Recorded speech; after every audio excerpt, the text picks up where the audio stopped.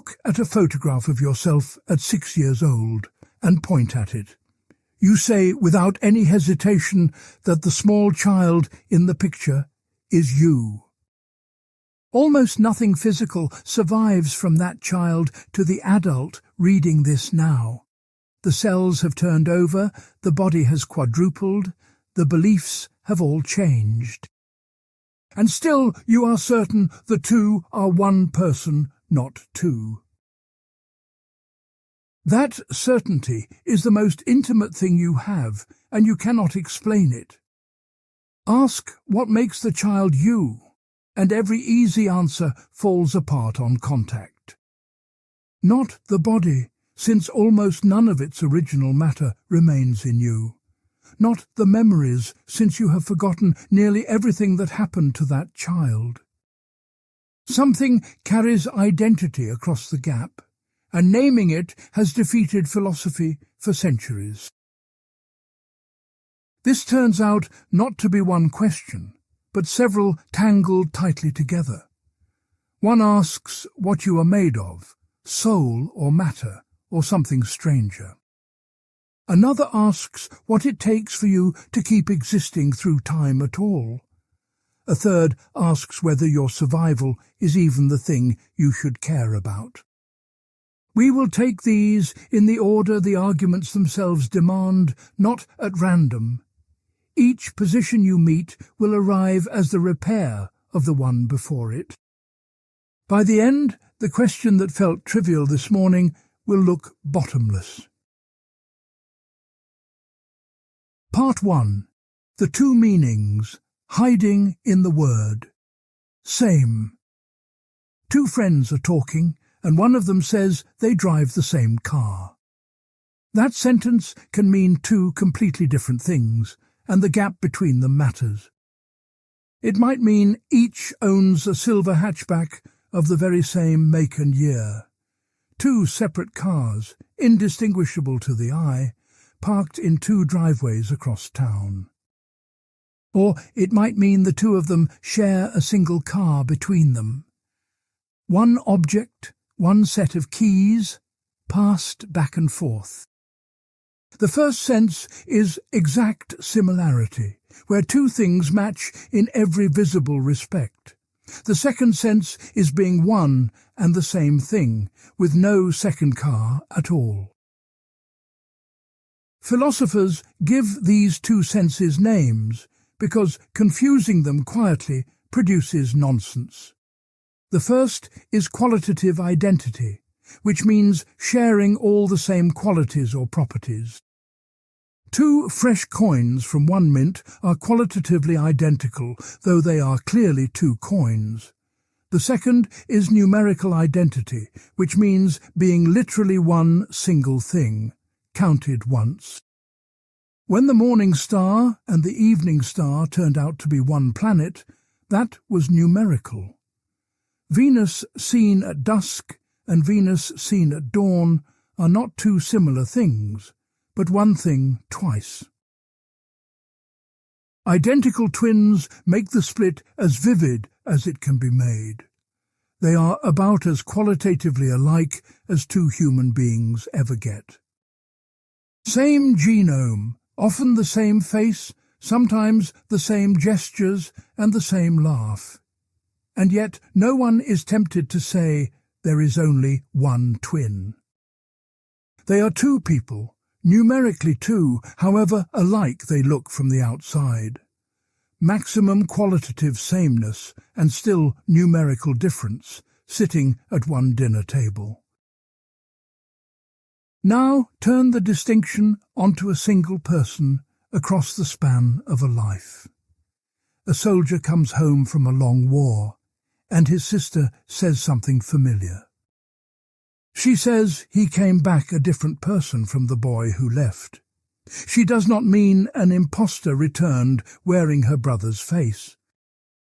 She means the same man, numerically, changed in character almost beyond recognition. His temper, his silences, his fears, none of these match the boy who enlisted. So the phrase same person already carries both meanings at once, and they pull apart. The question this series follows is the numerical one, not the qualitative one. Not whether you have changed, which obviously you have, in nearly every describable way. The question is whether the changed thing is still one and the same thing. Philosophers call this the persistence question, and it has a precise form.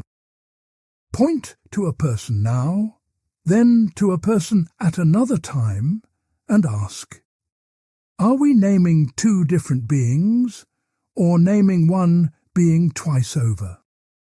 Everything from here is an attempt to say what that second naming requires. It can look like a dry distinction until you notice what rides on it. A court punishes the man who committed the crime, not someone merely similar to him. A promise binds the person who made it, not a later person who resembles them. When you dread a painful surgery next month, you dread it because the sufferer is you. Numerical identity is what links you to your own past deeds and your own future pains.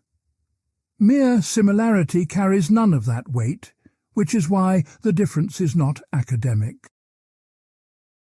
Numerical identity obeys a rule so simple it looks empty, and it is not. If a thing is identical to a thing, then whatever holds of one holds of the other. There is only one thing there, so it cannot have a property and also lack it. This is called the indiscernibility of identicals, and it has teeth. It means a single genuine difference is enough to prove you have two things, not one. Hold on to that, because it is the blade every puzzle ahead will press against. Here, a problem opens directly under the question of persistence through time. The boy who enlisted was gentle, and the man who returned is hard. Gentle and hard are incompatible, and one thing cannot hold both at once. Yet we insist it is one man, carrying the gentleness then and the hardness now. So the very thing we are sure of seems to break the rule we just stated. Either he is not really one person, or the rule needs careful repair. An old puzzle about a ship forces this exact problem into the open. It is the cleanest place to watch identity and change collide head-on. Part 2. The ship that forces a choice about time. A ship sits in a harbour, famous old, its timbers slowly rotting in the salt. Each year the keepers pull out one rotten plank and fit a sound new one. A decade passes, and every original plank has been removed and replaced in turn. Not one piece of the first ship remains, yet it never left the water. Common sense says this is still the same ship, repaired, the way anything is repaired. You replace a tyre, a roof, a heart valve, and call the thing unchanged. Gradual replacement feels harmless because at no single step did the ship seem to die. Now add the move that turns a mild puzzle into a real contradiction. Suppose someone has been saving every rotten plank pulled from the ship over the years. In a warehouse, they fit the old timbers back together in their original arrangement.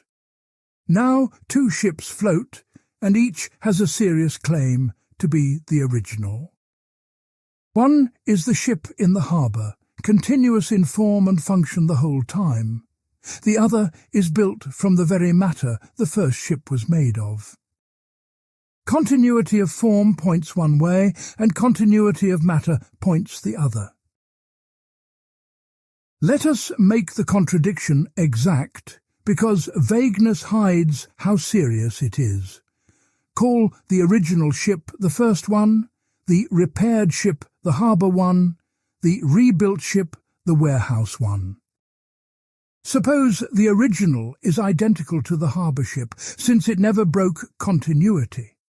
Suppose the original is also identical to the warehouse ship, since that holds its matter. By the rule from before, two things identical to a third must be identical to each other. But the harbour ship and the warehouse ship are plainly two ships in two places. So they cannot be one, and the original cannot be identical to both of them. At most, one of them is the original ship, and maybe neither one is. Yet each has a real argument, and saying the ship simply vanished feels absurd. The puzzle is not a trick of language, and it does not dissolve on its own. It presses the question from part one directly, the question of change over time. How can one persisting thing survive, having every part swapped out beneath it? The standard first response keeps our ordinary picture of objects and works within it. On this view, a ship is wholly present at each moment of its existence. The whole ship is there today, and the whole ship was there a decade ago.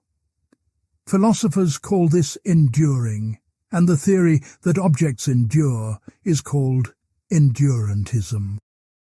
The endurantist gives conditions for survival like unbroken spatial and causal continuity. Those conditions favour the harbour ship, the one that never left the water. The warehouse ship is then a clever replica made of authentic old parts. That answer is respectable, but many feel it only states a preference, not a reason. The pull toward the original matter does not disappear once you have ruled it out. And the deeper worry remains, the worry that started us, about a thing changing. If the ship is wholly present now, and was wholly present then, those two states differ. One had old planks, and one has new, so by the rule they look like two things. The endurantist has to keep insisting it is one, without fully explaining how. A second response refuses the ordinary picture and reconceives what an object is. It begins from a question about your own body, not about any ship. You never see your whole body across its entire life in a single glance. You see a thin slice of it, the slice that exists at this instant. This view says objects are stretched out in time the way they are stretched in space. A road has parts here and parts a mile away, all parts of one road. On this view, a thing has parts now and parts later, all parts of one history. These time-based parts are called temporal parts, and the view is four-dimensionalism. The fourth dimension is time, added to the 3 dimensions of ordinary space. An object, on this picture, is a long 4-dimensional shape spread through time. Philosophers call such a shape a worm, a thing extended along the timeline. You are not the slice reading this sentence, but the whole worm, cradle to grave. The slice is just one temporal part, the way your hand is one spatial part. Watch how this dissolves the puzzle of the ship rather than solving it. There is one large 4-dimensional object that branches partway through its history. Before the branch, the harbour ship and the warehouse ship share all their temporal parts. They are like 2 highways that run together for miles, then split at a junction. On the shared stretch there is one strip of road later belonging to 2 routes. The question which later ship is the original is just which worm we choose to name. That is a question about our words, not a hidden fact waiting in the world. This also answers the worry about change that has followed us since part 1. The young slice of you is gentle, and an old slice of you is hard. No single thing holds both at once, so the rule is never broken. Different temporal parts carry the different properties, the way a poker is hot at one end. The poker is hot at the tip and cold at the handle, with no contradiction. Your worm is gentle at one end and hard at the other, equally without contradiction. The view splits into two camps, and the difference will matter later for persons. Worm theorists say you are the whole four-dimensional worm, the entire span at once. Stage theorists say you are only the present slice, the momentary stage existing now. On the stage view, surviving means a later stage stands in the right relation to this one. Notice what that quietly does to the whole question we have been asking. It turns survival into a relation between stages, not the identity of one thing. That shift will return with force when the stages in question are conscious people. None of this comes free, and serious philosophers reject it for serious reasons. The first cost is that it seems to abolish real change, replacing it with variety. If the young stage and old stage are different things, nothing literally changes. There is just a row of slightly different parts, like frames laid out in a strip. Critics say a row of static frames is not the same as something genuinely changing. The motion you feel in a life on this picture is an illusion stitched from stills. The second cost is an explosion of objects you never knew were there. If any temporal parts make up an object, then countless strange objects exist. There is the object made of the ship's first half, plus a stranger's last half. The view tends to admit all of them, which strikes many as wildly extravagant. And calling the original ship a matter of choice feels to opponents like a dodge. They wanted to know which ship is real, and were handed a fact about labels. So the field does not agree, and the disagreement is alive in metaphysics today. The endurantist holds the ordinary line that one whole thing genuinely persists and changes. The four-dimensionalist trades that comfort for a clean dissolving of the puzzles. We do not need to crown a winner to take the next step forward. We need only the reframed question that four-dimensionalism hands us about ourselves. If you are a four-dimensional worm, then surviving is having a later stage that is yours. That is freeing, and it is also dangerous, because it raises a new question.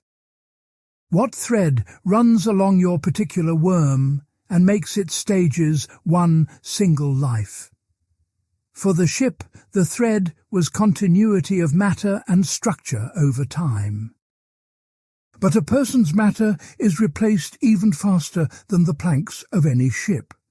So the thread that makes you one person cannot simply be the stuff you are made of. The oldest answer points to something behind the matter and behind the worm itself. It says the thread is a soul, and we turn to that claim now. Part 3. The soul that explains nothing. Behind the changing body and the shifting mind, most of history placed one thing. A single immaterial self, a soul, the true owner, sitting behind your eyes. It is what woke this morning, what the child and the adult quietly share. It does not gain or lose parts, because it has no parts to lose. On this view, the soul explains everything the other theories struggle to explain. One soul to a person gives you unity, one self rather than a crowd. The same soul through every change gives you persistence, survival across a whole life.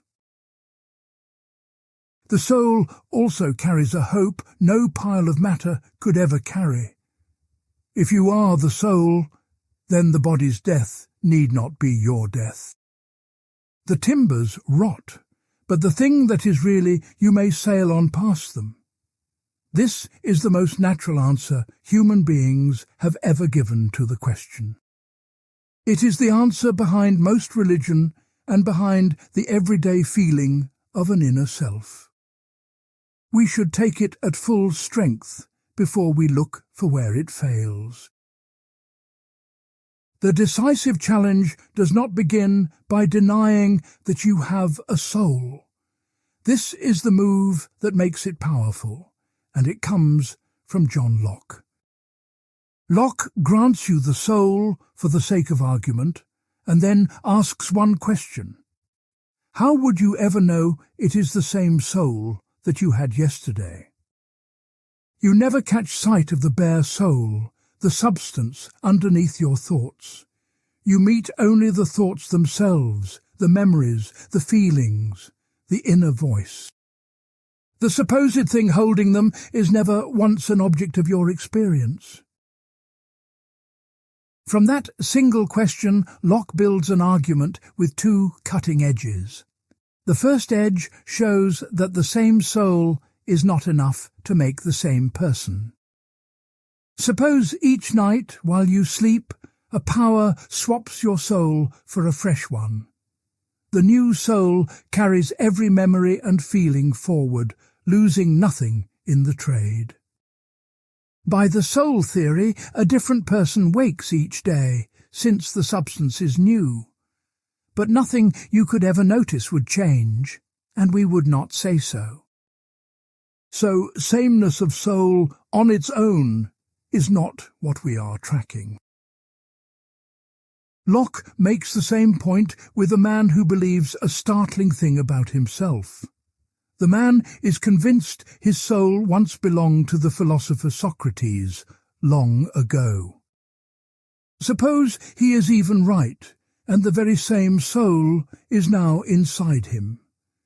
He has none of Socrates' memories, none of his thoughts, none of his inner life. No one would call this man Socrates returned, soul or no soul. Same substance, and yet so obviously a different person that the soul drops out. The second edge shows that the same soul is not even needed for the same person. Run the case the other way and move the consciousness rather than the substance. Suppose your entire inner life passes into a numerically different soul tomorrow. Every memory, your sense of yourself, the whole stream, carried into new substance. That person would feel like you, answer to your name, recall your childhood. We would follow that person as you, and ignore the discarded soul entirely. So identity tracks the consciousness and lets the underlying substance go where it likes.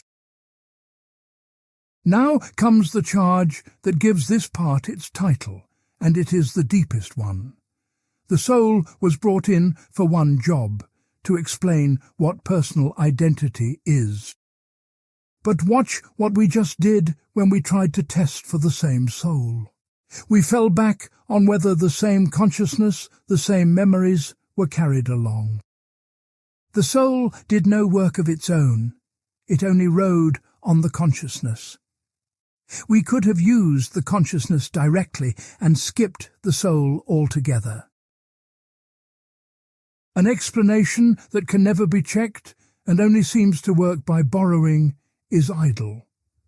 The soul is undetectable in principle, never an object you could examine. And it marks identity only by carrying the very consciousness it was meant to explain. This is why even most thinkers who believe in souls no longer rest identity on them. The soul may exist and may matter for other things, but here it does nothing. We should not pretend this buries the view, because it has a real reply. The defender can simply accept that the soul is hidden and hold the line. Undetectable is not the same as unreal, and our inability to test it proves little. Maybe consciousness is only our evidence for the soul, not what identity consists in. Identity might be a deep further fact that no possible test can reach. Some serious philosophers today, such as Richard Swinburne, defend a view in this family. We will meet that move again, in stronger form, several parts from now. So Locke has not shown the soul is nothing, and that is not his lasting achievement. He has shown that if the soul carries identity, the carrying is invisible to us. An invisible criterion is useless as a criterion, even supposing it is real. And that is enough to break the soul's monopoly on the question of identity.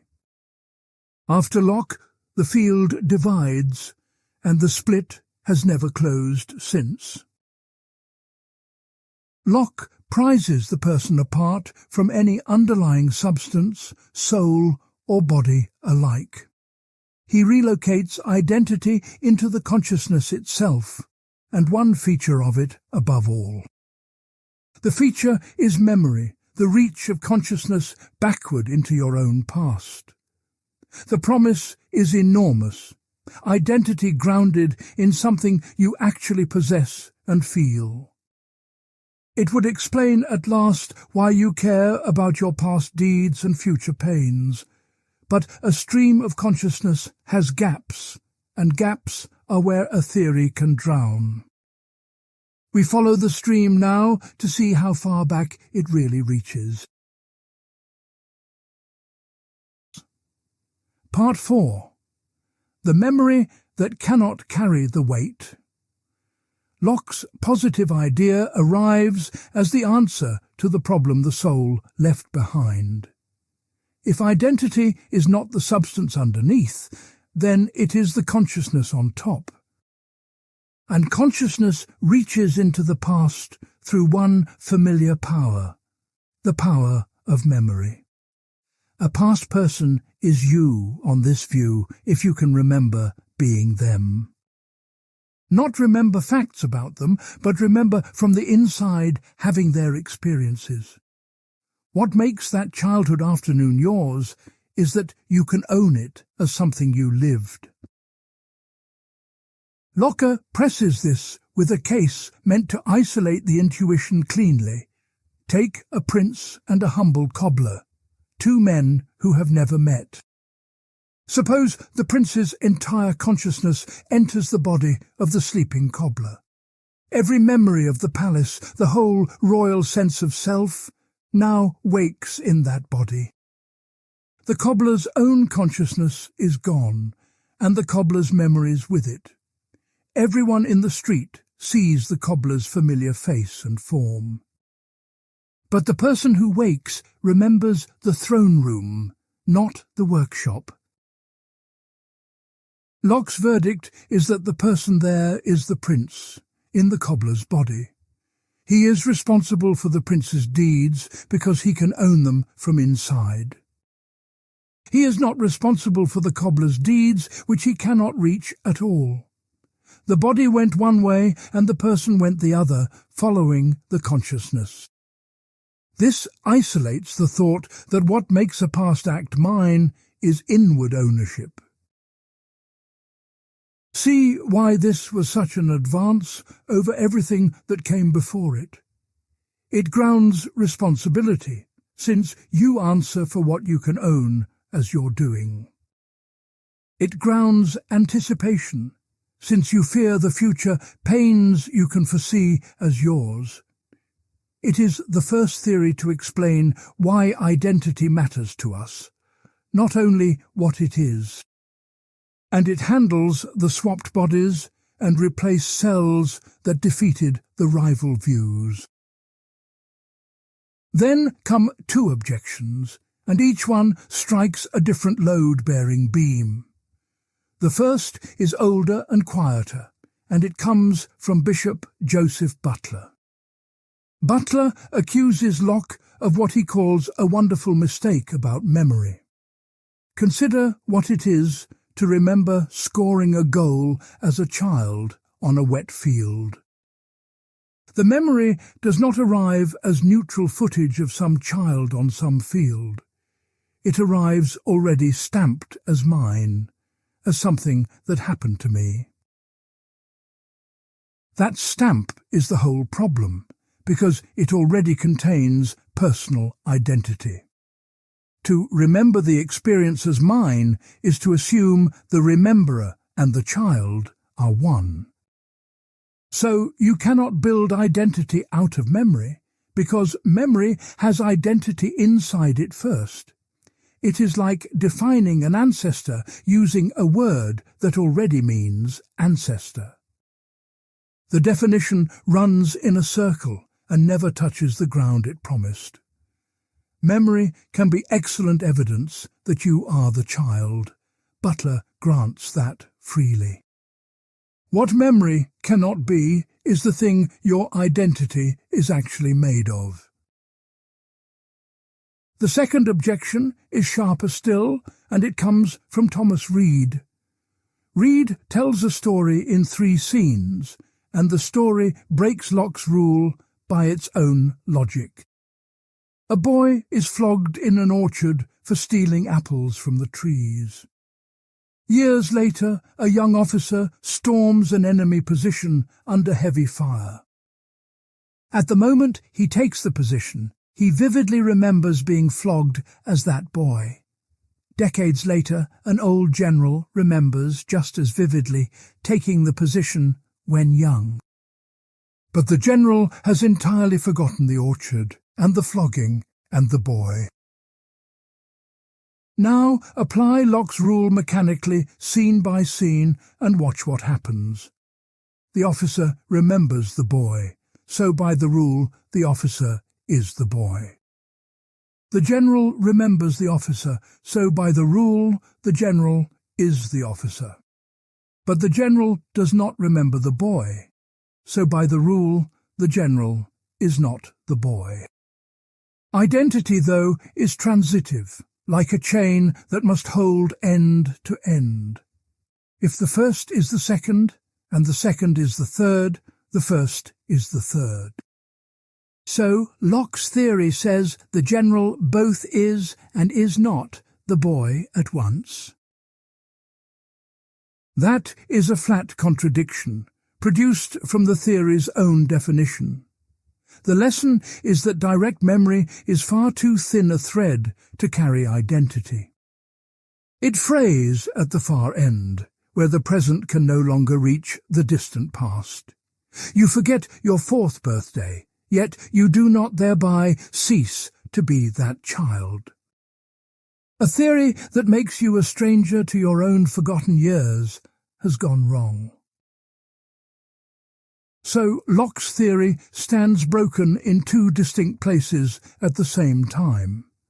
Butler shows it loops, because memory smuggles in the identity it was meant to define. Reid shows it frays, because direct memory cannot reach across a whole life, and the temptation faced with 2 such wounds is to abandon the theory whole. Reid himself drew exactly that conclusion, which we will return to later. Yet the intuition underneath Locke is too strong to throw away with the theory. Identity surely has something to do with psychological connection across time. Not with hidden soul substance, and not with mere stuff which washes through us.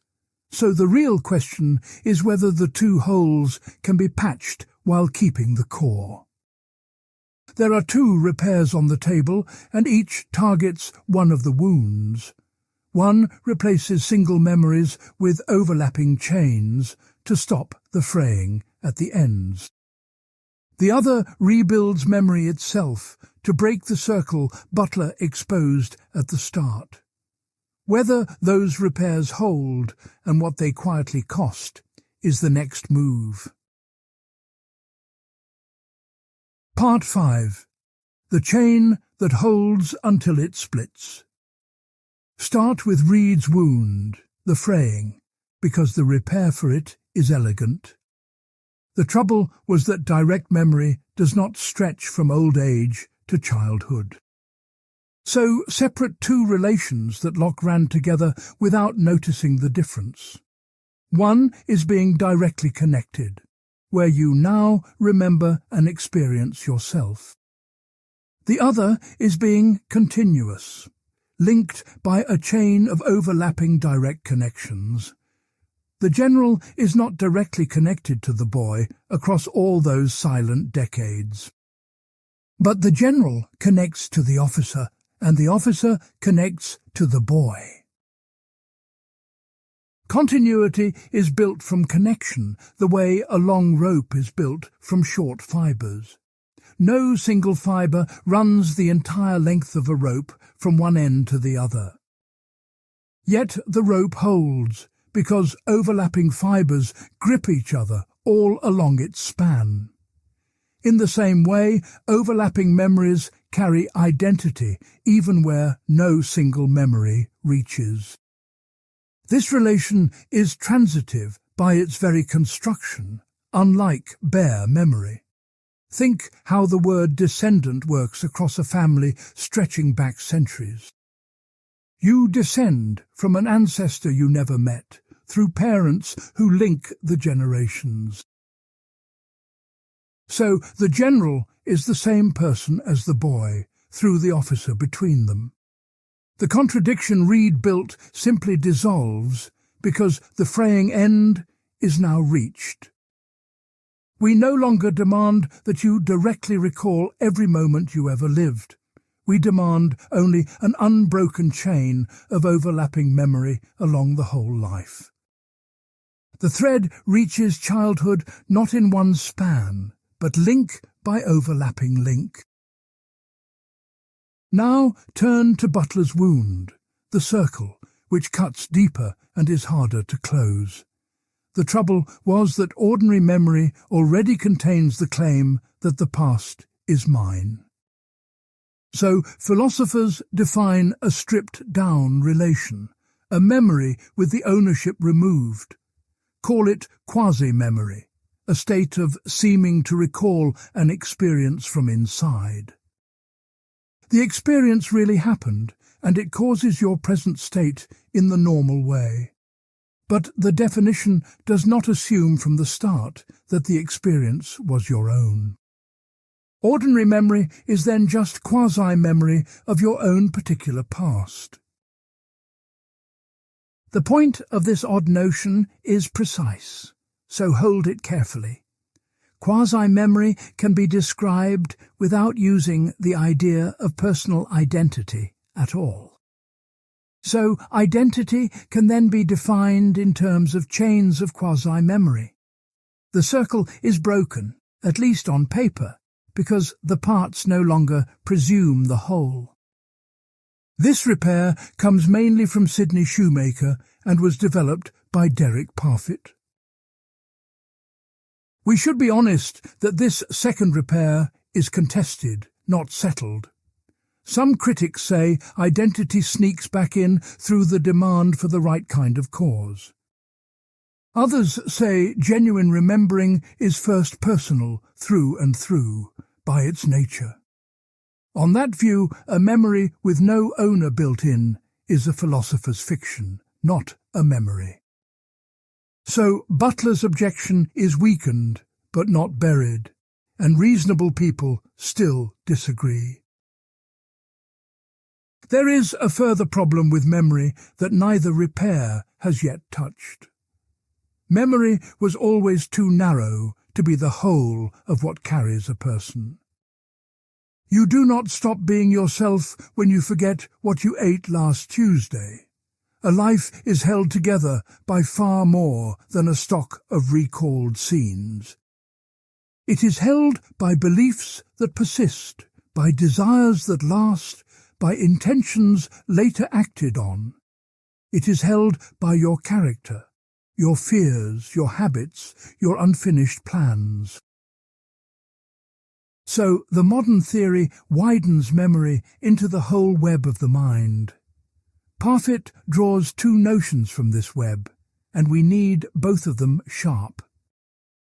The first is psychological connectedness, the holding of particular direct links. A memory of an experience counts, and so does an intention you later carry out.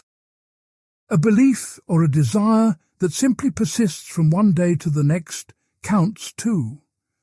The second notion is psychological continuity, overlapping chains of such strong connection. A person persists on this view by being psychologically continuous over time. This whole package has a name in the literature, and it is called Relation R. Relation R is psychological connectedness and continuity, holding by the right kind of cause. The modern Lockean wager is that Relation R is what makes a future being you. It keeps Locke's core insight that identity is psychological and not substance. And it patches the wounds with chains for the fraying and quasi-memory for the circle.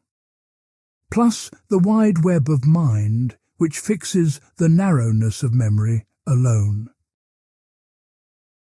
That phrase, the right kind of cause, is not a small detail to pass over. It hides one of the liveliest fights in the entire field of personal identity. What should count as the right cause of your psychology carrying forward in time? One answer says only the normal cause, a single brain continuing to function. Another says any reliable cause, including a future machine that copies your whole mind. A middle answer tries to draw the line somewhere carefully between those two. Every argument about teleporters and uploaded minds lives inside that one clause. Parfit himself leans toward allowing any reliable cause, not only the biological one. Others insist the ordinary brain-based cause is the only one that preserves you. This is unsettled, and we will return to it when the stakes are highest. For now, hold only that the criterion has this open clause at its heart. Now, the structural fact that brings this whole line of thought to a crisis. Identity is a one-to-one relation, and that is not a minor feature of it. It is transitive, and it is symmetric, and each thing is identical to just one thing. You cannot be identical to two distinct beings, because they would then be one. But Relation R carries no such restriction anywhere in its definition.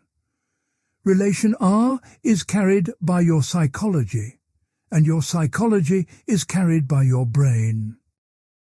And a brain, as we will see next, can in principle be divided in two. Each half of a brain may be able to support a full stream of consciousness. So one person now could stand in Relation R to two distinct people later. Relation R can branch, flowing into two channels, the way a river splits at a delta. Identity cannot branch, because one thing can never become two and stay one. Follow that to its end, and the repaired theory contradicts its own foundation. The relation it offers as the test of identity is one identity could never be. The case that forces this open is a brain split between two living bodies. We have to face that case directly now, because everything turns on it. Part 6. The case where one becomes two. We ended on a structural fact that should not have been possible inside one theory. The relation offered as the test of identity can branch, while identity itself cannot. To see why this is not a trick, start with a real surgery, not a fantasy. Since the 1940s, surgeons have treated severe epilepsy by cutting the corpus callosum. That is the thick band of nerve fibres joining the brain's left and right halves. Cut it, and the seizures stop spreading, and the patient walks out apparently whole. Then Roger Sperry and Michael Gazzaniga ran experiments that unsettled everyone who heard of them. They showed an object only to the patient's left visual field, which feeds the right hemisphere. The patient speaking left hemisphere, cut off from that input, sincerely reported seeing nothing. Yet the left hand, controlled by the silent right hemisphere, could reach out and pick the object. One side of the person knew, while the other side spoke and denied all knowledge. Thomas Nagel, in 1971, asked the question, "This forces upon us. How many minds are seated in that one skull, one or two, or something between?" Now take the step that turns the surgery into a problem about you. Each hemisphere on the classic reading can support a stream of consciousness on its own. So suppose we divide your brain completely and place each half in its own body. The bodies are ready, freshly emptied of their own brains, waiting to receive a half. Two people now wake, and each one is psychologically continuous with you as you were. Each remembers your childhood, holds your beliefs, fears what you feared, plans what you planned. Real hemispheres are not so neatly interchangeable, but the argument needs only the bare possibility. Call the two people who wake lefty and righty and ask the simple question: which one of them is you, the person who walked into the operating room? There are only 3 possible answers, and each one collapses when you lean on it. The first answer is that you are neither of them, that you simply died. But suppose only one hemisphere had survived, the other lost to disease or accident. You would plainly have survived that, the way people survive losing half a brain. So how can succeeding twice at what guarantees survival once add up to death? The second answer is that you are exactly one of them, say lefty alone. But lefty and righty are perfectly symmetric, built from equal halves of one brain. Nothing in the world makes you the left one rather than the right one. Not the matter, not the memories, not any fact an observer or even you could find. A fact about who you are that rests on nothing at all is no fact. The third answer is that you are both of them, that you became two people. But lefty and righty are clearly two, in 2 rooms, soon living 2 different lives. By the rule from the start, if you are each of them, they are each other. And they are not each other, since one can be in pain while the other sleeps. You cannot be numerically one single thing and also be 2 distinct things at once. So the question, which one is you, has no answer that survives a moment's pressure. Each option is forced upon us, and each option is plainly unacceptable on inspection. Derek Parfit's diagnosis is that the fault lies in an assumption hidden in the question. We assume survival must be all or nothing, and must run from 1 to exactly 1. Drop that assumption, and the pressure releases, because the facts are already fully fixed. Consider what you know once the operation is described down to the last detail. You know each resulting person has half your brain and carries your whole psychology forward. Parfit's claim is that there is no further fact left hiding behind those facts. There is no extra truth about whether one of them is really deeply you. The question, will I survive, is not unanswerable, because it is hard to answer. It is empty, because once the continuities are settled, nothing remains to be true or false. Honesty requires one update, because the science the old argument leaned on has shifted. The classic picture said a divided brain houses 2 separate centers of consciousness. In 2017, Yair Pinto and colleagues, publishing in the journal Brain, complicated this. They confirmed that perception is split, that each hemisphere processes its own half of the world. But across many tasks, the patient responded as one agent, aware throughout the whole visual field. Their reading is one conscious subject with divided perception, not 2 minds in one head. The interpretation is contested, with Gazzaniga's camp pushing back, and the matter remains open.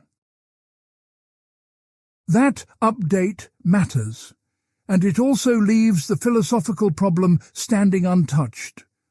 The thought experiment never depended on real surgery producing 2 minds in one skull. It needs only that a full division into 2 viable people is conceivable, and it plainly is, which is enough to break the 1-to-1 assumption. So the box remains, and faced with it, philosophy split into 2 opposed camps. One camp insists there must be a fact about your fate, even one no test could reach. The other concludes the question was confused, and that identity was never what mattered. We take the first camp first, because its claim is the more natural and the more stubborn. Part 7. The fact no test can reach. Begin from the certainty the last part bruised, but did not remove. Surely there is a fact about whether you, this very subject, wake up tomorrow. Bernard Williams built a case in 1970 that makes this certainty raw. He describes one procedure under 2 descriptions, and the 2 descriptions pull violently apart. Here is the first description, told in the 3rd person, coolly and from outside. Tomorrow some person will be tortured, and beforehand their memories will be wiped clean. New memories belonging to a stranger will be written in where the old ones were. The tortured person will not remember being you, and will think they are someone else. Described that way, it sounds like the victim is not you, so you are safe. Now, here is the second description told to you in the 2nd person as a threat. You are told plainly that tomorrow you will be tortured, and it will hurt. You're told you will first forget everything and be filled with false memories. Described that way, the forgetting does not comfort you. It makes the dread worse. You picture waking confused, in agony, unable even to recall who you once were. The first person's stance refuses to let a memory wipe turn the victim into a stranger. The unsettling part is that both descriptions report the very same operations. One makes survival look like failure, because the psychology has been replaced. The other makes survival look certain, because it will still be you who screams. Williams uses this to show the psychological story is not as obvious as it pretends. And it pumps a powerful thought that it will determinately be me, memories or not. That thought is the seed of a whole position, often called the simple view. Applied to fission, it sides with the answer we rejected as resting on nothing. You are one of the two, lefty or righty, and which one is a real fact? It is a deep fact, even if symmetry hides it from every observer, including you. On this view, physical and psychological continuity are mere evidence for identity, never its substance.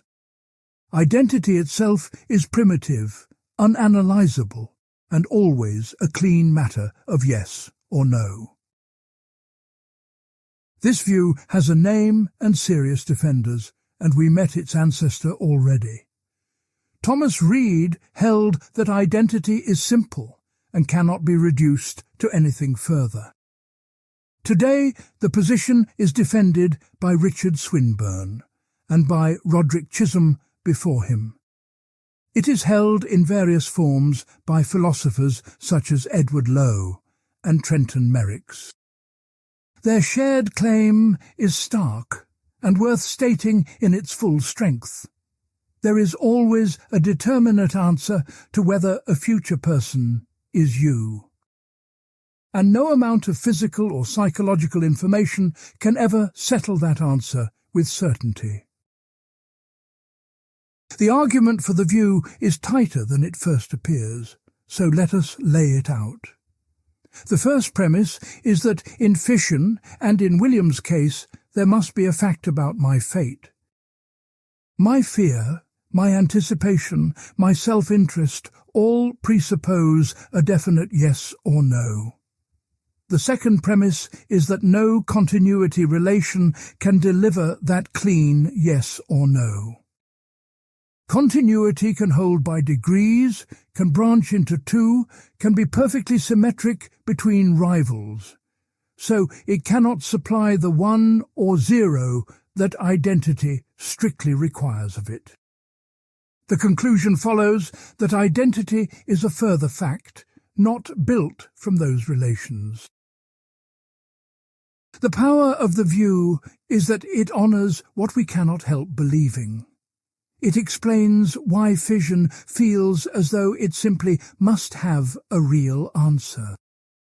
It keeps identity all or nothing, matching exactly how we fear and how we hope.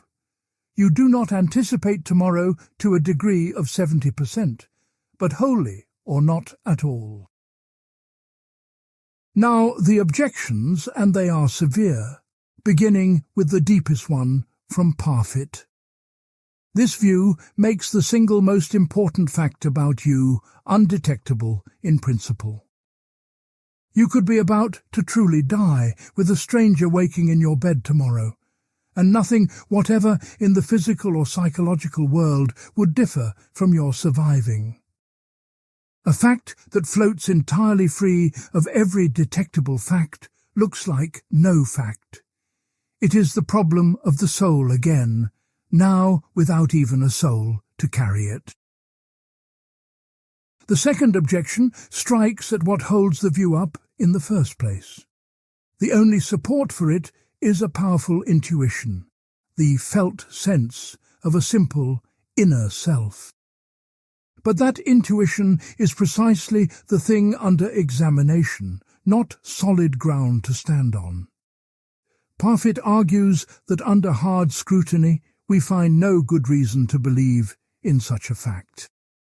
He thinks the belief is something like an illusion produced by how we appear to ourselves. Even William's own case can be read against the simple view, not for it. The flipping verdict may show that our intuitions about identity are simply inconsistent.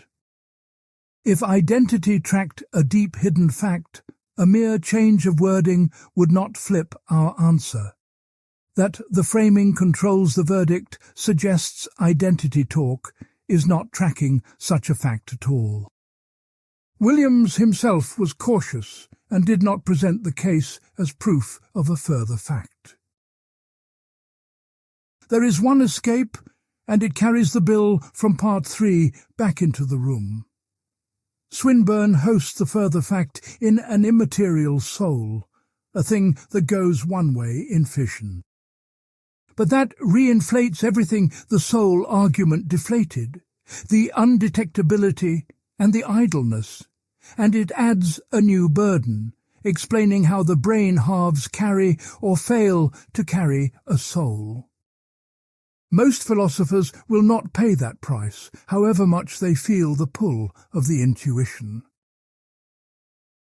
So we reach a real standoff, and it should be reported as one, not papered over. The simple view is a minority position, but it is live, serious, and not refuted. Its defenders accept its costs as the honest price of taking the first person seriously.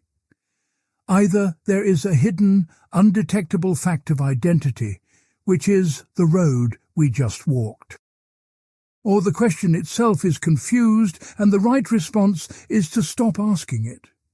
That second road is more radical, and it was walked furthest by Derek Parfit. It ends somewhere astonishing at the claim that your own identity is not what matters. Part 8. Why identity is not what matters. Take the second road now, the one that refuses the hidden fact entirely. Parfit's position is called reductionism, and the name says what it does. The fact that you persist just consists in more particular facts and in nothing beyond them. It consists in physical and psychological continuity holding between you now and you later. There is no deep further fact hovering above those continuities, waiting to make them count. The opposing view that there is such a further fact is what we just left behind. An analogy carries the whole idea, and Parfit leans on it, so we should too. Think of a nation, France, and ask whether France is a further thing in the world. Over and above the people, the land, the laws, and their continuity through time. Plainly not, and yet France is entirely real, and it would be silly to deny it. France is real without being a deep extra entity floating above its citizens and institutions. You are like that, fully real, but not a further entity above brain, body, and experience. The first consequence is the one that resolves the fission box from before. In some cases, there is no answer to whether a future person is you. Not because the answer is hidden, but because once the continuities are fixed, nothing is left over.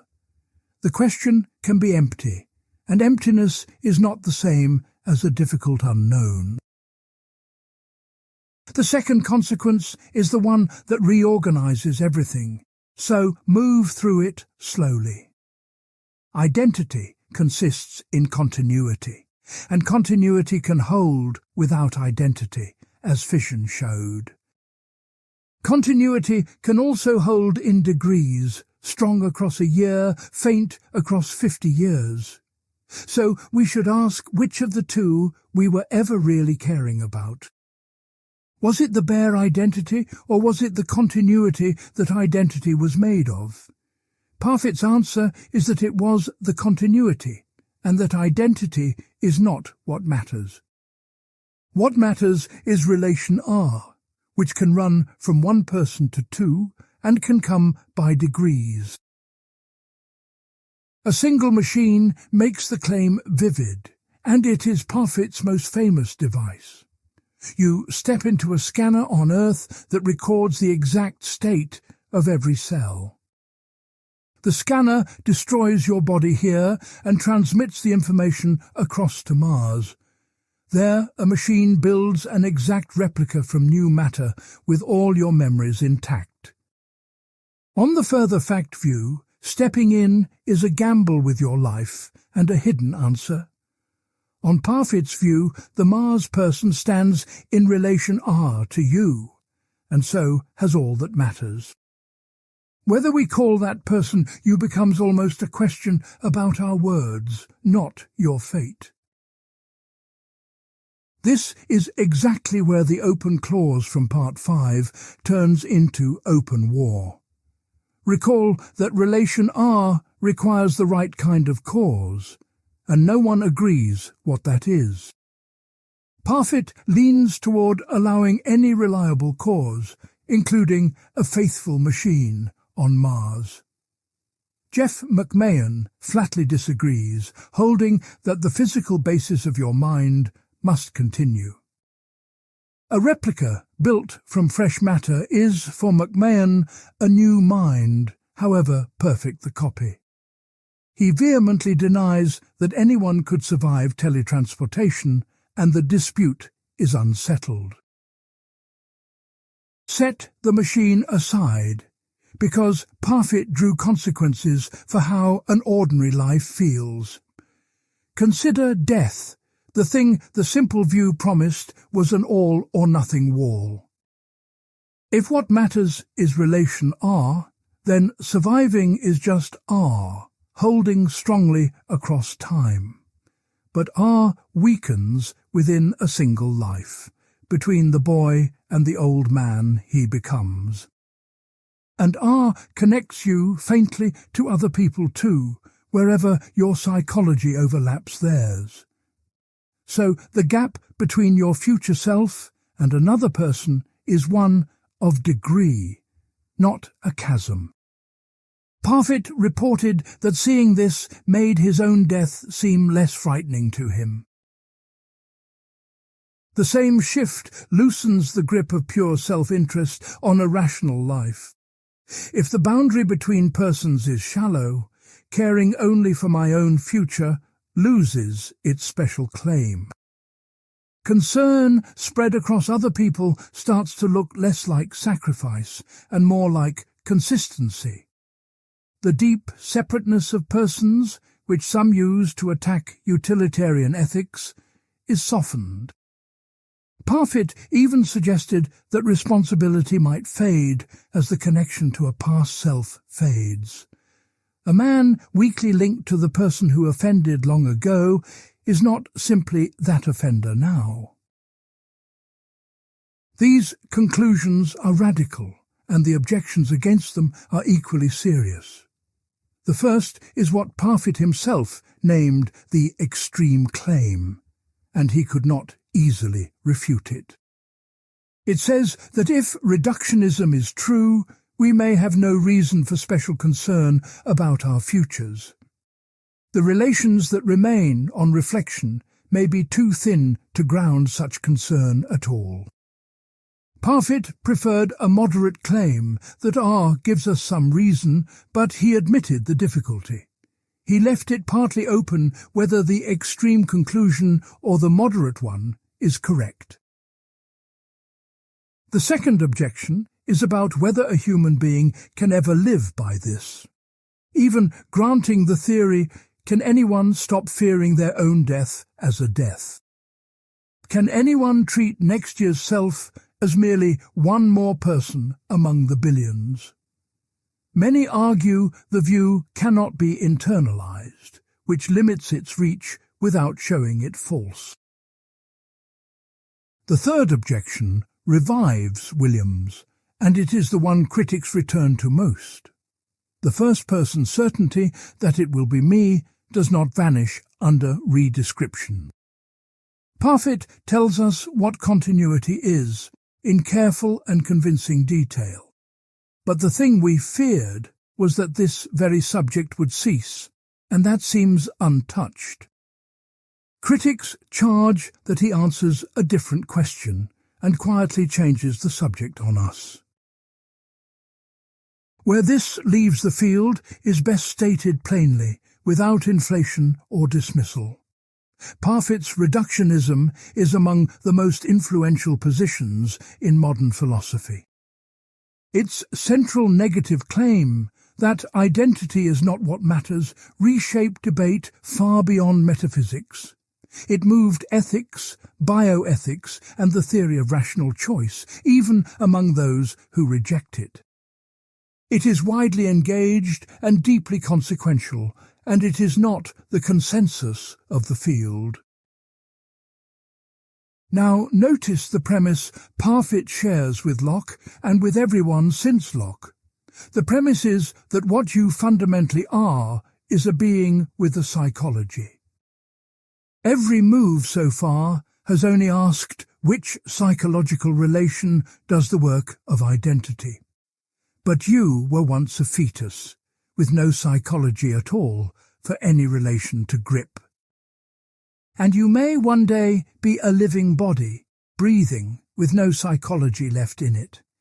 If you are essentially a mind, that fetus was not you, and that body will not be you. Which forces a strange question about what you were before your mind first switched on. One answer abandons the shared premise outright and says you are not a mind, but an animal. Part 9. The animal you have been ignoring. Point at yourself, at the thing sitting in your chair reading these words. There is undeniably a human animal there, a biological organism of a certain species. It has a heart that beats, lungs that fill, and a working brain inside its skull. No one in this debate denies that the animal is present and alive right now. The question is brutally simple, and the whole psychological tradition has quietly dodged it. Are you that animal, or are you something else that merely rides around inside it? The Lockean tradition has always answered that you are not the animal itself.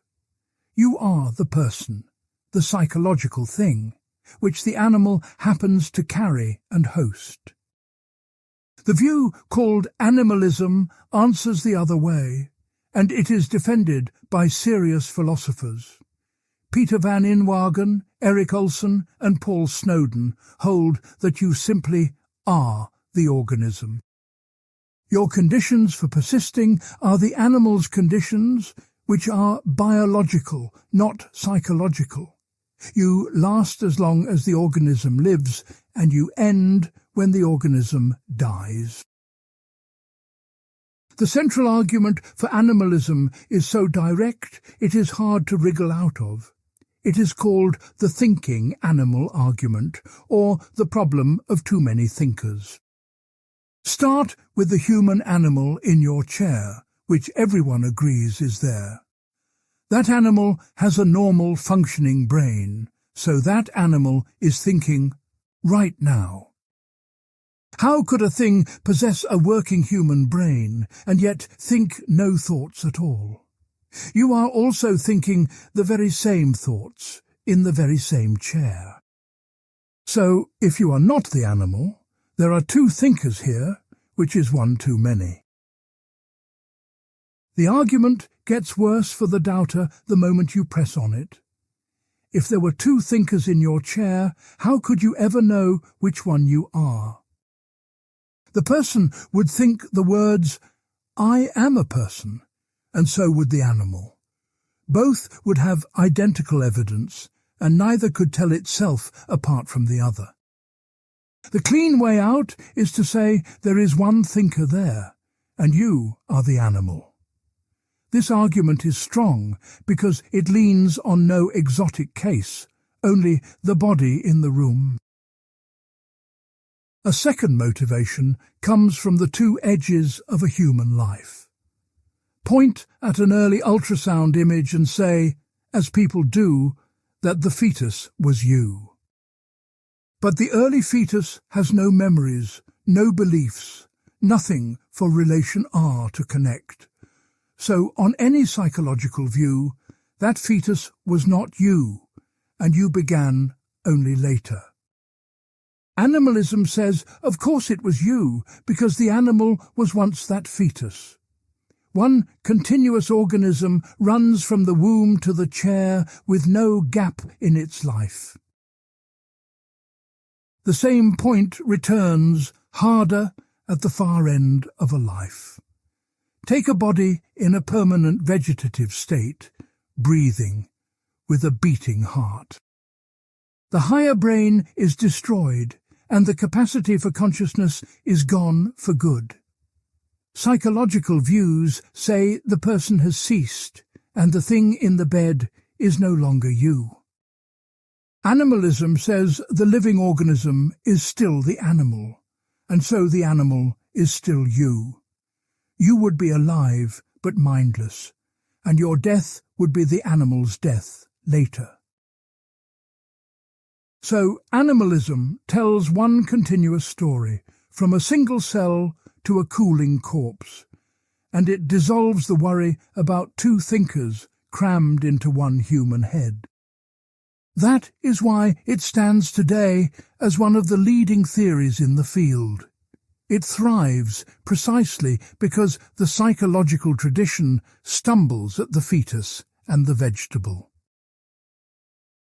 But animalism must swallow one hard consequence, and we should look straight at it. Suppose surgeons move your cerebrum, the seat of your psychology, into a waiting body. Your original body is left behind, alive but with an empty space where the cerebrum was. Nearly everyone's instinct is immediate, that you go wherever your cerebrum goes. You wake in the new body, with your memories, your fears, your unfinished plans. The husk left behind, breathing without a mind, is surely not you in any real sense. Animalism cannot say any of that, and this is the price it pays.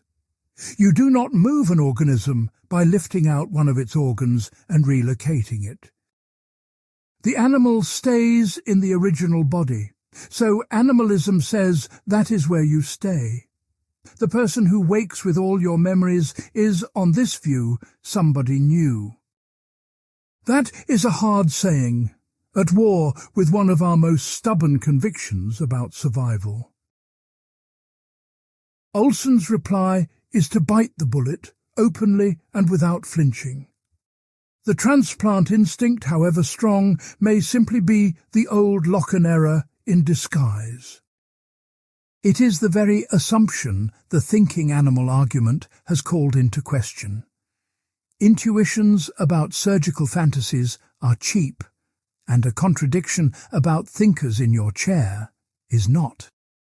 So animalists accept the cost, judging the fetus and the too many thinkers arguments decisive. There is a compromise that tries to keep both the animal and the person.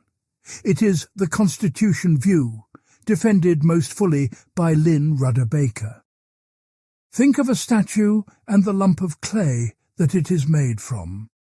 The statue is constituted by the clay, but it is not identical to the clay. Squash it, and the statue dies while the lump survives, so they differ and are two. Likewise, you are constituted by the animal, yet you are not the same thing as the animal. You persist by psychological continuity, while the animal persists by biological life beneath you. This buys back the transplant, because the person follows the cerebrum and its psychology. The animal stays behind, and you, the person it constituted, go with your mind. Both of our warring intuitions are honoured, which is the whole appeal of the view. But the cost is that the problem of too many thinkers comes straight back. If you and the animal share one brain, then surely the animal thinks your thoughts too. The constitution theorist must explain why only one of two coinciding things gets to think. That explanation is delicate and disputed, so the compromise reopens the wound it tried to close. This is a live, unresolved contest, and it would be false to declare a winner. Animalism, the psychological and constitution views, and one more we have not met, all stand. Each pays a price, in counterintuitive cases or in metaphysical strain, and each survives. But notice that animalism and the psychological view each rush to an opposite extreme. Animalism ties you to the whole organism, so you began as a cell and may end as a husk. The psychological view cuts you loose from the body, free to ride a cerebrum into a jar. Both feel wrong at the very beginning and the very end of a human life. A third view splits the difference, and it gives the sharpest answers yet to the hardest questions. Part 10. The Edges of a Life. The third view begins by rejecting both extremes from the previous part. You are not the whole animal, and you are not a free-floating psychology either. Jeff McMahon, in The Ethics of Killing, calls what you are the embodied mind. You are the minimal physical basis in your brain that is capable of generating consciousness. Not the entire organism, and not the passing contents of your thoughts and memories. You are the part of you that makes a conscious mind possible at all. This fixes a definite moment when you began, and it is not conception. You began when your brain first developed the capacity to support consciousness. Before that, there was a living human organism, growing, but there was no subject in it. There was only the body that would, in time, come to support a mind like yours. So you were never a single-celled zygote, and never an early mindless fetus. The organism was once those things, but you, the embodied mind, were not yet present. It fixes a definite moment when you end, and it parts ways with animalism here. You cease to exist when your brain irreversibly loses the capacity for consciousness. A body in a permanent vegetative state is a living organism, breathing and warm. But the embodied mind is gone, so on this view you have ceased while the animal has not. This cleanly separates the death of the person from the death of the organism. It threads exactly between animalism and the pure psychological view, taking from each. The attraction is that it avoids the failures on both sides at once. It ties you to a specific vessel, the consciousness supporting parts of your brain. So your identity does not flicker each time you forget a day or change a belief. It escapes Locke's fraying problem because it rests on physical continuity, not on memory. And it does not stretch you onto a mindless body, since what matters is the capacity for mind. Now the stakes, because this is where the metaphysics touches life and death directly. McMahon's entire project is to apply identity to the morality of killing at the margins. Take the beginning first, and the most divisive question that hangs on it. If the early fetus is not yet you, only the organism that will become you, abortion changes shape. It does not kill a being like us, but prevents one of us from ever coming to exist. McMahon pairs this with what he calls a time-relative account of the harm of death. How much a death harms a being depends on how psychologically tied it is to its lost future. An early fetus has almost no psychological connection to the future it would have had. So its death, on this account, is a far smaller loss than the death of a child. This reframes the abortion debate around identity and connection, not bare species membership. It is McMahon's argument, not a settled verdict, and able critics push hard against it. Some, like the defenders of the future like ours argument, weigh the lost future far more heavily. Now the end of life, where the embodied mind view delivers its most unsettling result. Through even severe dementia, your brain still supports consciousness, flickering but present. So, on this view, you continue to exist throughout dementia, until consciousness shuts down for good. The person deep in advanced Alzheimer's is, metaphysically, still you, not a replacement. But here the clean metaphysics collides with ethics, and the collision has no agreed resolution.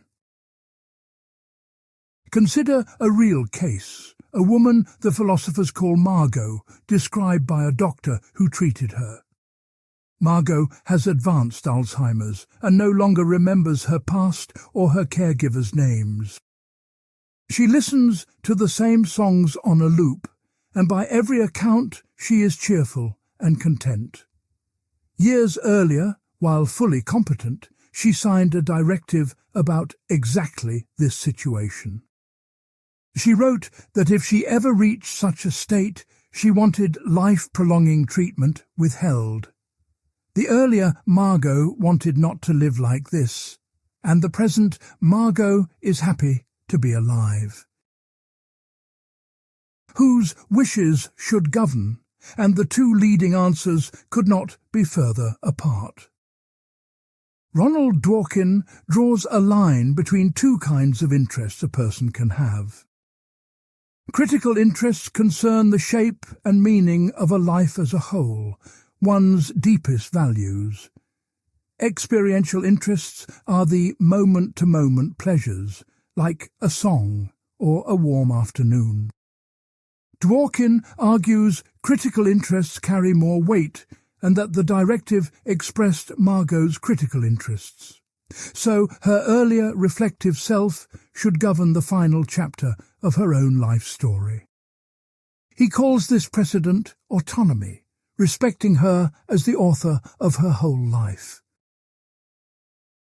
Rebecca Dresser answers that this gets the case exactly backwards. The happy present Margot would be clearly harmed by enforcing a choice she no longer holds.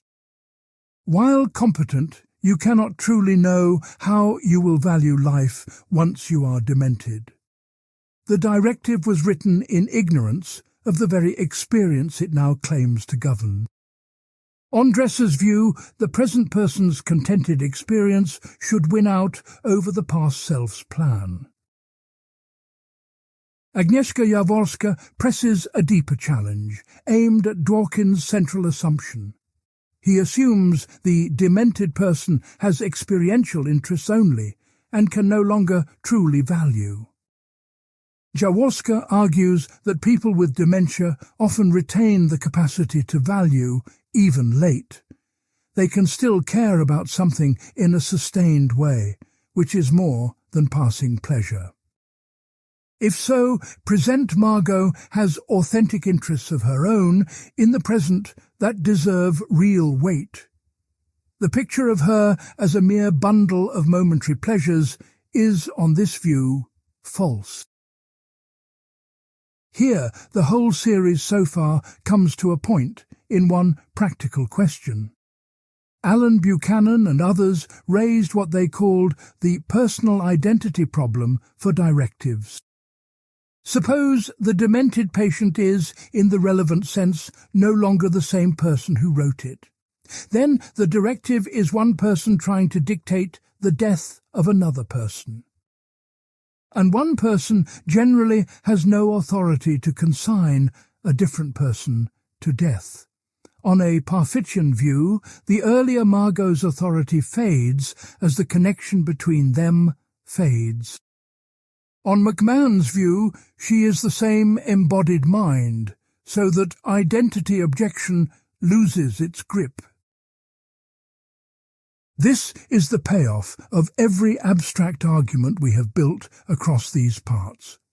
What makes you the same person over time is not a puzzle for the seminar room only. It decides whether your own past self has the standing to govern your future self, or whether that future self is, in the eyes of morality, simply someone new. None of this is settled in philosophy or in the hospitals where the cases are real. The embodied mind view is among the most respected, and it faces fresh problems too. Brain tissue regeneration and the prospect of patients re-emerging strain its clean lines. Step back now and notice what every theory in this series has assumed. The soul, the memory, the continuity, the animal, the embodied mind, all assume one thing. They assume there is some single subject that the whole question of identity is about. They disagree only about what that subject is: a soul, a stream, an animal, a brain. But suppose we hunt for that subject directly, turning attention inward to find it, past the thoughts and the feelings, to the self that is supposedly having them all. The most radical tradition reports that when you look, you find no such thing there. Perhaps identity has been so hard to place because there is no self there to place. Part 11. The Self You Cannot Find. Every theory in this series has taken one thing for granted without examining it. Each assumed there is some single subject that the question of identity is about. They fought over what that subject is: a soul, a stream, an animal, a brain. None of them asked whether the subject is there to be found in the first place. So perform the search directly, right now, and look for the self that is reading. David Hume tried exactly this in 1739 and reported what he found. When he entered most intimately into what he called himself, he stumbled on a perception. Some heat or cold, some light or shade, some feeling of love or pain. He never once caught himself without a perception, and never observed the self that had them. The self, he concluded, is not a further thing standing behind the experiences. It is a bundle of perceptions in perpetual flux, a theatre with no spectator behind the stage. Try it on yourself, and you find words, a feeling of attention, perhaps a faint bodily hum. You find every kind of experience, but you never find the one having the experience. The same discovery sits at the centre of an older tradition in Buddhist thought. The doctrine of anatta, of no self, denies any permanent self among our parts. A person is analysed into bundles of form, feeling, perception, disposition, and awareness. Among these there is no extra owner, no unchanging self that the bundles belong to. The classic image is a chariot, which is nothing over and above its parts arranged rightly. Chariot is a convenient name for the assembly, not a further thing beside the wheels and axle. Self, on this view, is a convenient name in just the same way. The modern scientific form of this idea comes from the philosopher Thomas Metzinger. In 2 books, Being No One and the Ego Tunnel, he makes the claim, with full force. No such things as selves exist in the world, and nobody ever was or had one. What exists is a phenomenal self-model, a representation the brain builds and continuously runs. Its crucial feature is what he calls transparency, and transparency is why we are fooled. You do not experience the model as a model, the way you do not see your own glasses.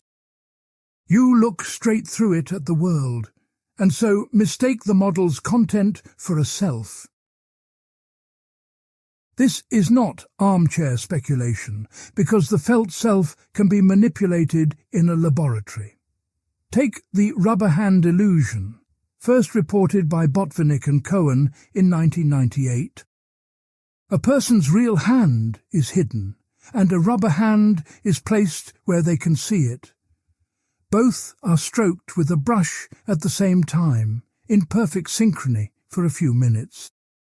Soon the person feels the rubber hand is theirs and flinches when it is threatened. The brain has redrawn the boundary of the body around a piece of rubber. The effect has been pushed all the way to the whole body, with cameras and goggles. In work from Olaf Blanke's laboratory, which Metzinger joined, people are filmed from behind. Shown that feed in goggles and stroked in synchrony, they feel located in the body ahead of them. A laboratory made out of body experience, produced by nothing more than a video and a brush. Metzinger's lesson is blunt, that the self is not a fixed thing you securely have.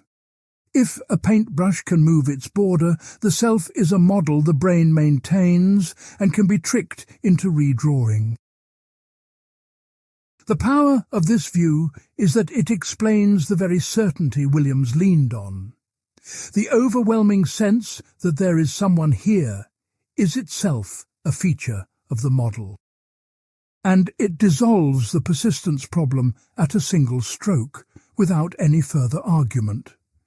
There is no enduring self to either persist or fail to persist across the years. There is only a self-model, taken apart and rebuilt from one moment to the next. Now the objections, and the first one is as deep as any in this whole series. An illusion needs a subject, someone who is deceived, for whom things falsely seem a way. So who is doing the mistaking when the organism mistakes itself for its self-model?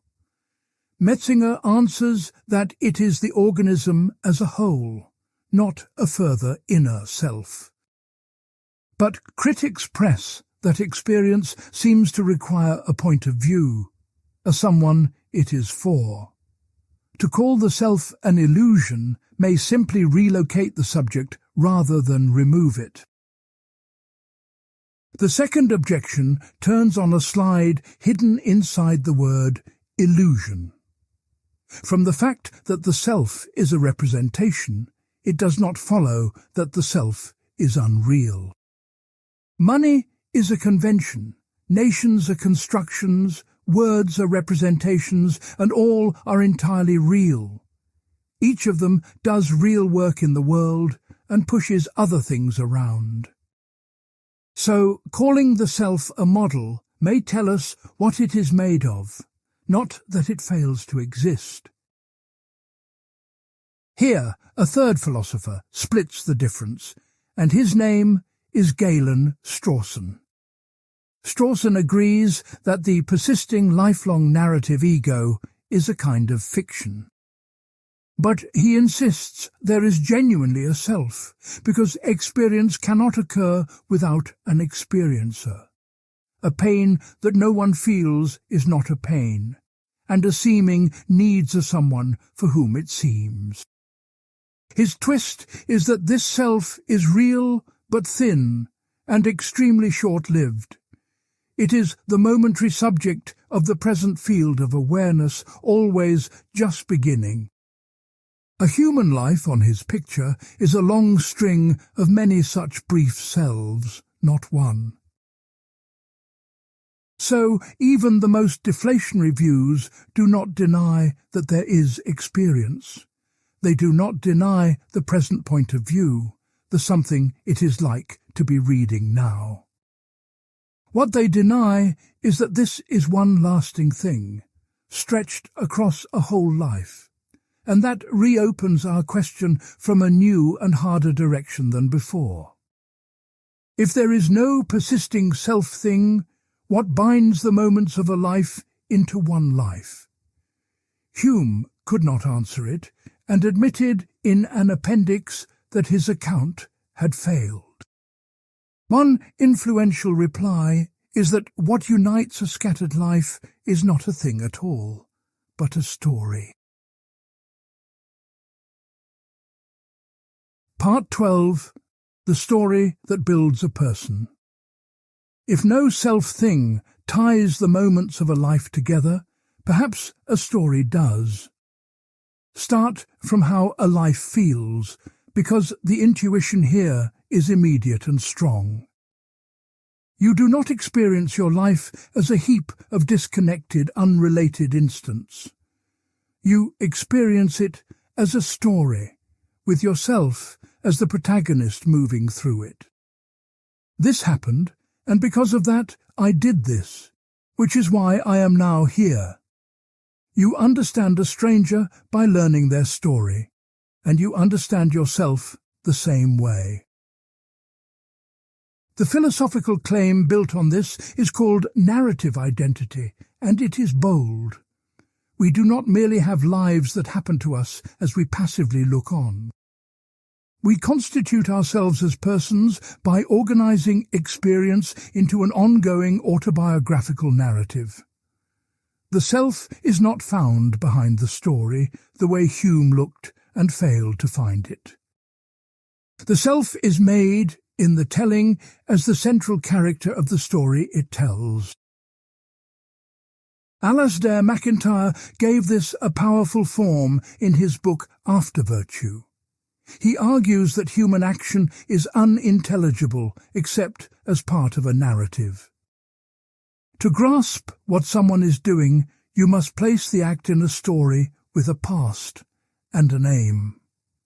A person reaching into a bag is robbing or shopping or rescuing, depending on the tale.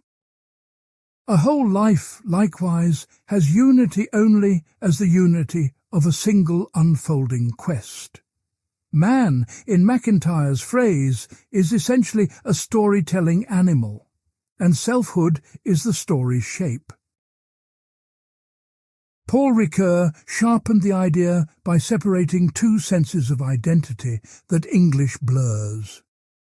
One sense is sameness, the bare persistence of a thing, which he calls idem identity. That is the numerical identity the metaphysical chapters chased through soul, brain, and animal. The other sense is selfhood, who one is as an agent who keeps promises, which he calls ipsi. Narrative, he argues, is what binds these two together across a changing life. You can change utterly in your properties so that sameness weakens almost to nothing, and yet remain the same self by being the continuing subject of one ongoing story. Maria Schechtman gave the sharpest contemporary version with one clarification that reorders everything. She separates two questions that philosophy had been carelessly running together for centuries. The re-identification question asks what makes a person now the same one as before. That is the persistence question, the spine of every earlier part of this series. The characterization question asks which traits and deeds are truly one's own, in the deep sense. It is the question behind saying, "That is not who I am," or "I was not myself." Schechtman argues the narrative theory answers the second question, and not the first. On her self-constitution view, you become a person by weaving an autobiographical narrative. An action becomes truly yours by entering a story that hangs together and fits the facts. The deeds and traits that make it into your story are yours in a way mere bodily facts are not. A reflex or a fact about your liver happens in you without being part of who you are. A choice you own and fold into the story of your life is yours in the fuller sense. Daniel Dennett offers the most deflationary version of the narrative idea. He calls the self a centre of narrative gravity, and the comparison is exact. A centre of gravity is not a thing you could ever find by cutting an object open. It is an abstraction, a useful fictional point that lets us predict how the object behaves. The self, likewise, is a fictional character the brain spins from a continuous story of itself. There is a real brain and a real narrative, but the self is the character, not a further thing. The appeal of all this is that it explains what the metaphysical theories left untouched. Why your life feels like one whole, and not a parade of passing strangers. Why we hold a person to commitments they made, and to a past they would rather drop. Why an identity crisis is a real crisis, even when numerical identity is not in any doubt. It captures the lived sense of being someone, which is the thing people most want explained. Now the objections, and the first is the one critics return to again and again. It says the narrative theory answers the wrong question, or quietly presupposes the right one.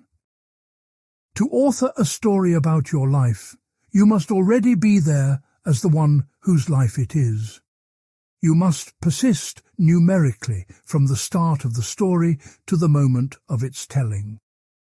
Lynn Rudder Baker presses exactly this point against the whole self-constituting project. A narrative cannot create the person, since a person must already exist to do the narrating.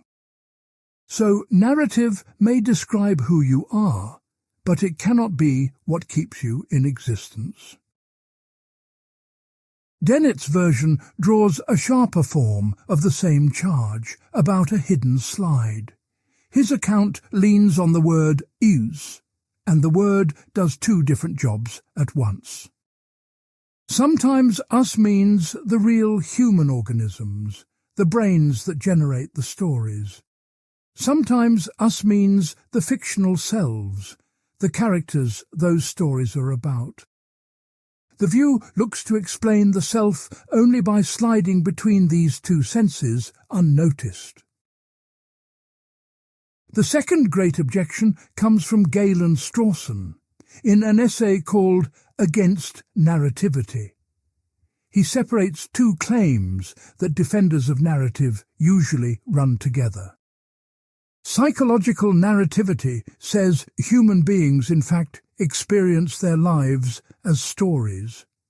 Ethical narrativity says that we ought to, that a full life requires this kind of telling.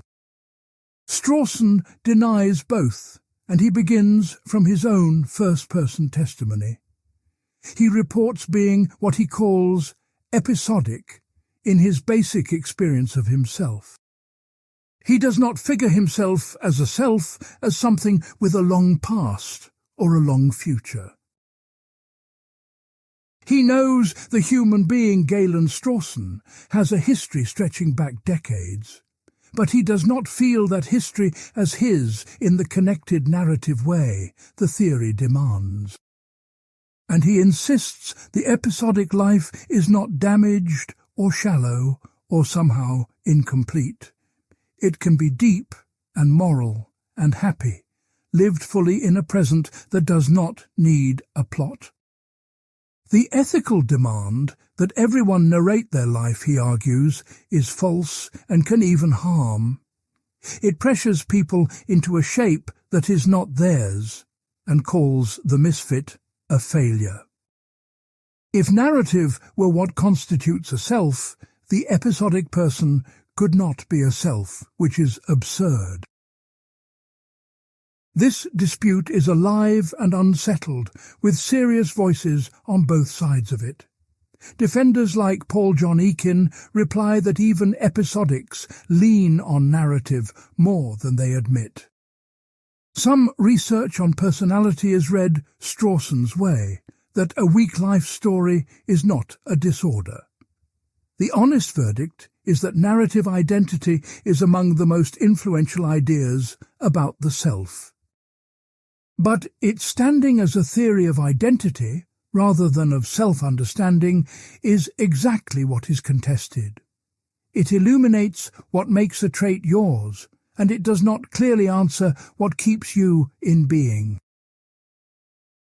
Step back now and notice what these parts have really shown us. We did not find one answer to one question, however hard we searched for it. We found that a single phrase, "What makes me the same person," was hiding several questions. Some ask what we are made of, and some ask what it takes to keep existing. Some ask what we should care about, and some ask what makes a trait truly ours. Much of the long disagreement was thinkers answering different questions with the same words. The next part draws the threads together and asks what the question was always about. Part 13. What the question was always about.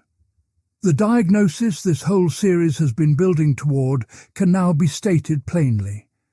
The trouble was never that the question had no answer, waiting somewhere to be found. The trouble was that it was several different questions, all wearing a single word. Pull them apart, and much of the ancient confusion comes apart in your hands.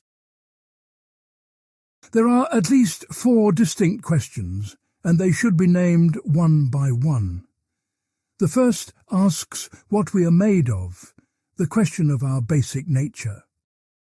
A soul, an organism, an embodied mind, a bundle of perceptions, or nothing at all. The second asks what it takes to keep existing from one time to another. The same soul, the same memories, relation R, the same animal, the same conscious brain. The third asks what we should actually care about when we care about our own survival. And the fourth asks what makes a trait or a deed truly, deeply ours. Separating these 4 dissolves conflicts that looked like deep disagreement, but were not. The narrative theorist and the animalist seem to clash, yet they answer different questions. One says what makes a trait yours, the other says what keeps you in existence. Both can be entirely correct at the same time about 2 separate things. Locke and the animalist clashed partly because they were not asking the same thing. Locke was defining person, a concept about consciousness and responsibility, a forensic term. The animalist asks what kind of thing you are, which is a different question altogether. So you can grant Locke that person tracks consciousness and still press the further question. Are you that person, or are you the animal that happens to carry the person around? Once the questions are kept apart, 2 of the field's oldest rivals stop colliding. They were never giving rival answers, but answers to questions that merely sounded alike. A large part of the field has converged on a cluster of conclusions, though not all of it. There is probably no deep further fact of identity above the physical and psychological continuities. That is Parfit's verdict against the simple view, and it has shaped the modern debate. Strict numerical identity may not be the thing that carries our deepest practical concerns. And in the cases that matter most, it may be wiser to ask about the relations directly, about the continuity, the connection, the capacity to value, the story, rather than bare identity. But intellectual honesty demands that the dissent be given at its full strength. This convergence is contested at its very root by serious philosophers, and it is not proven. The defenders of the simple view hold there is always a fact about whether you survive. Undetectable or not, they say, the first-person certainty Williams exposed is data, not error. The animalists hold that we are determinate organisms with determinate conditions and no degrees, and no one has dissolved the stubborn sense that there is a real answer to the question. Whether you, this very subject, will wake up tomorrow still feels like a clean yes or no. Beneath all the camps lies one unifying insight, and it is worth stating directly. The question was always about two things at once, held tightly together. What kind of being you fundamentally are in the deepest description of the world, and what you owe to and may expect from your own past and future selves. The metaphysics and the ethics were never truly separable from one another. That is why the dementia ward, the teleporter, and the split brain all turned on the same ideas. The answer fixes the limits of selfish concern, of responsibility, of grief, and of hope.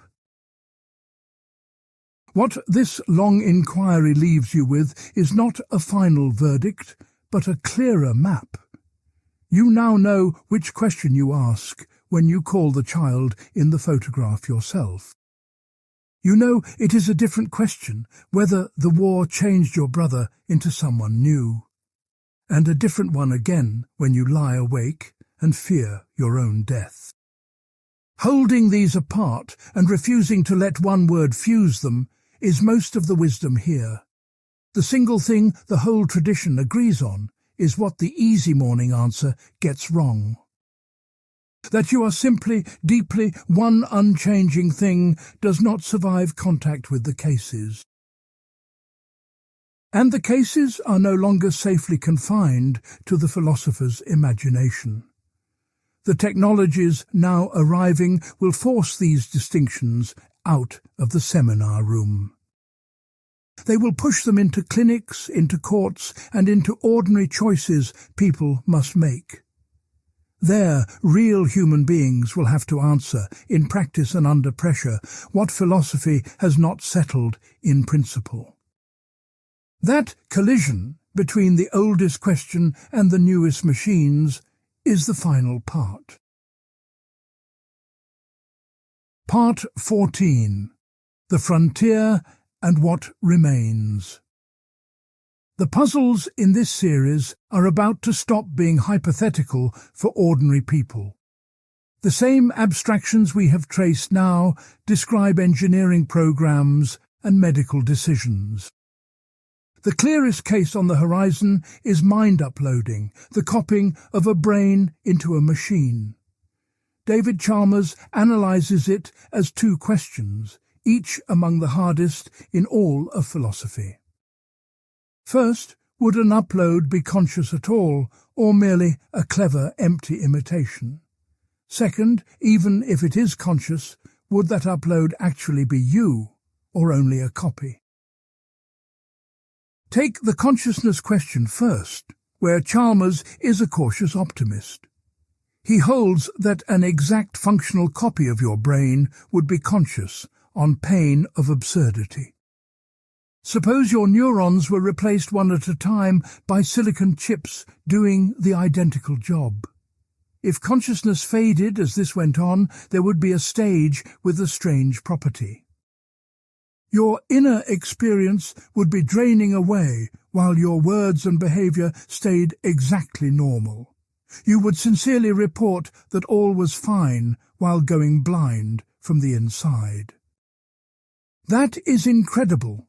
So the organisation, not the wetness of neurons, must fix the experience. This is contested, and the dissent is real, not a formality. Critics such as Massimo Pigliucci reject the functionalist premise the whole argument rests on. They doubt that any digital system, however faithful, would have experience at all. On their view, an upload might be a perfect behavioural shell with no one home inside it. The matter is unresolved, and it turns on the hardest unsolved problem about the mind. Now the identity question, where every argument from this series returns at once. Distinguish two ways of uploading, because the difference decides everything that follows. The first is destructive scanning, where the brain is read, destroyed, and rebuilt in software. The second is gradual replacement, swapping the brain's parts for equivalents while you stay awake. The scanning case is Parfit's teleporter, returned in new clothing for a new century, and the three verdicts from the middle of this series apply to it without a single change. On the simple view, the upload is a mere replica, and you died on the scanning table. The digital person who wakes thinking it is you is simply mistaken about itself.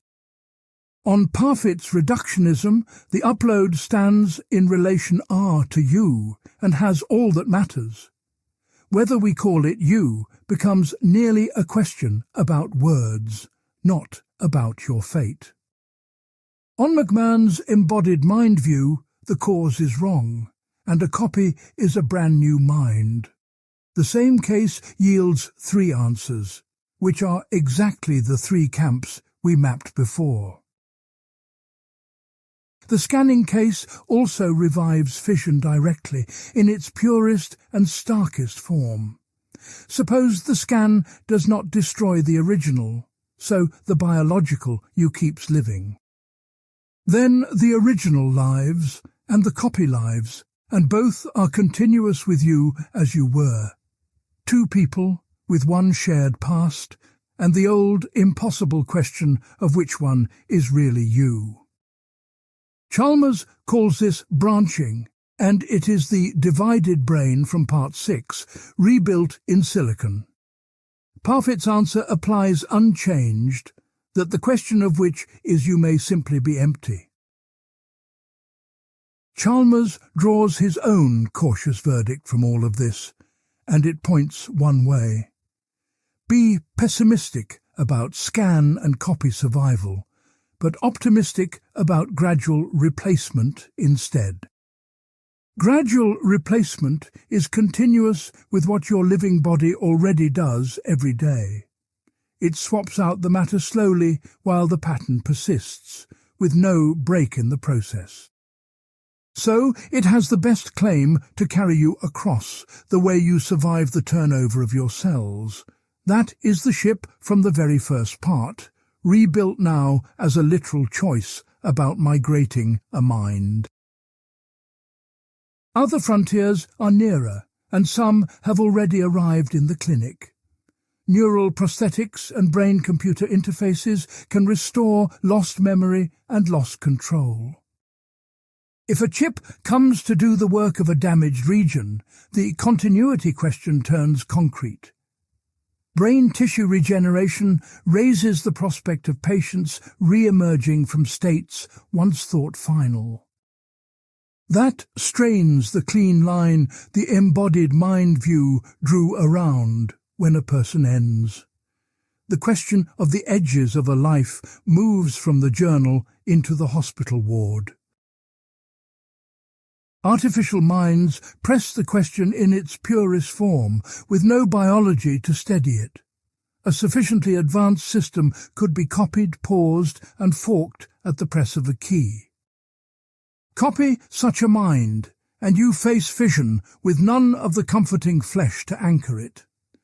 Which copy is the original, and does the question even have an answer to find?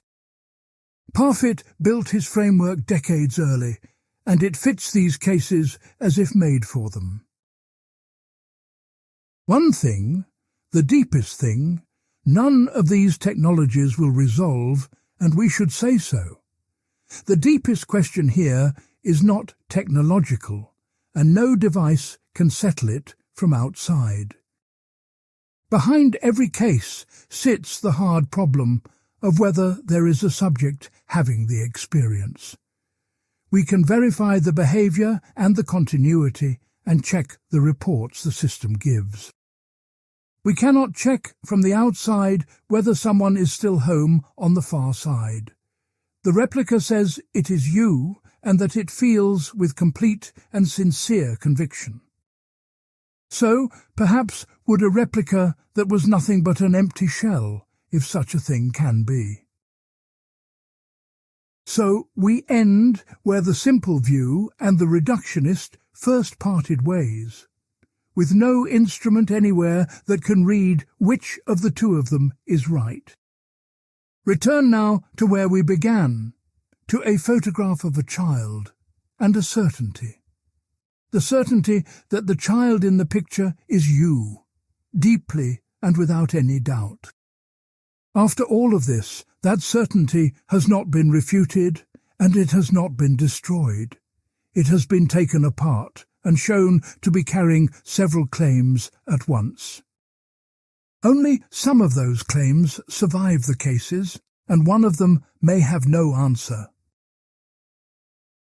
The continuity is real, and the matter is almost entirely gone, and the memories are mostly lost. Whether some further thing persists may be a question with no fact behind it to settle. What the inquiry leaves you is not the comfort of one answer, but a firmer grip on your situation. You are some kind of continuing being tied to your past and your future by real threads. Threads you can now name and weigh, and that can stretch and fray and branch and end. And the questions philosophy could not close are being handed within a generation to ordinary people. To answer in hospital rooms and beside new machines, not in theory, but in choices. The word same, which felt so simple this morning, was the door to nearly everything we are.